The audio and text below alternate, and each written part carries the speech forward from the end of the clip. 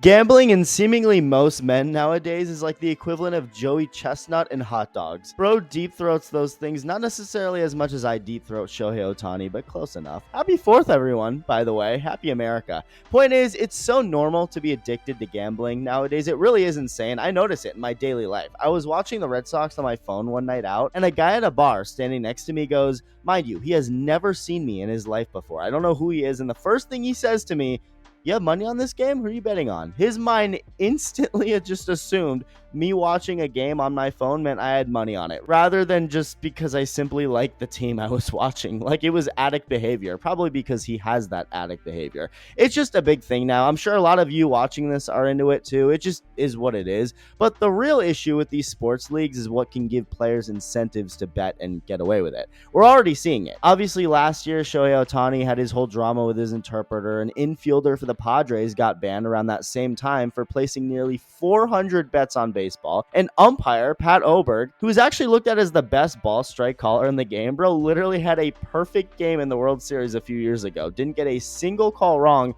shared a legal sports betting account with a friend who bet on baseball, and deleted messages that were key to the investigation, and was fired because of it. How ironic is that? Everyone hates umpires, and then the one umpire everyone actually kind of seems to universally like gets terminated because he was involved in shady gambling business. Well, we have another shady situation going on in MLB, just like it's shady that 57% of you haven't subscribed yet. So if you enjoy the videos and haven't hit that button yet, consider doing so, as Cleveland Guardians pitcher Luis Ortiz is under investigation by Major League Baseball after a betting integrity firm flagged a pair of pitches that had received unusual gambling activity.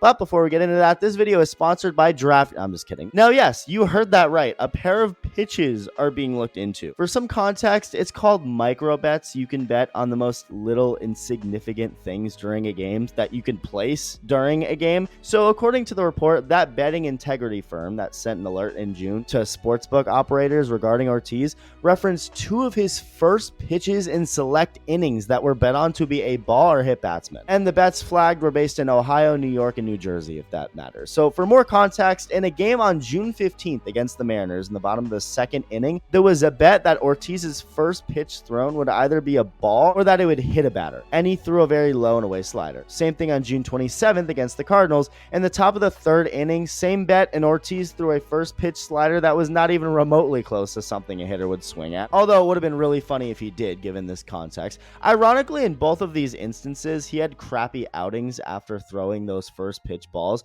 Against the Mariners, after throwing that first pitch ball to Arozarena, he walks Arozarena, gives up a base hit, walks another hitter, then gives up another base hit before JP Crawford smacks a grand slam for the Mariners to put up a 5 spot. Then in that game against the Cardinals, 2 pitches after that first pitch ball, Pedro Paje smacks a home run. Then he walks the next hitter on 4 pitches, throws the ball away on a pickoff attempt before Brendan Donovan smacks a 2-run shot, and all this happening with J.K. Simmons in the booth. You're fired.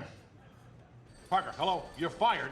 No, I want to make it clear, I'm not saying he was throwing these games and doing this on purpose. The investigation isn't whether he was throwing the game or anything like that. Nobody's suspicious of that. He wasn't out there giving up these runs and pitching poorly for money. The reason I wanted to point out how those specific innings went is because if he is proven guilty in throwing those first pitch balls for money, it's like karma immediately hit him both times. But again, nothing is confirmed. This could of course just be a coincidence and something Major League Baseball is just completely making sure there was zero intent here by Ortiz, because think about how many times a pitcher throws a ball way outside of the zone that someone bet would be a ball or hit batter beforehand. There's a reason this doesn't happen, and this is the first time we're hearing about something like this, because what also matters is the amount of money that went into those specific pitches. Like if it was more than usual, and then you see how those pitches ended up by Ortiz, that's what makes it really suspicious. And they definitely have enough of a suspicion to be able to, in a way, suspend him while they start investigating. It's almost like a soft suspension. MLB has placed Ortiz on a non-disciplinary paid leave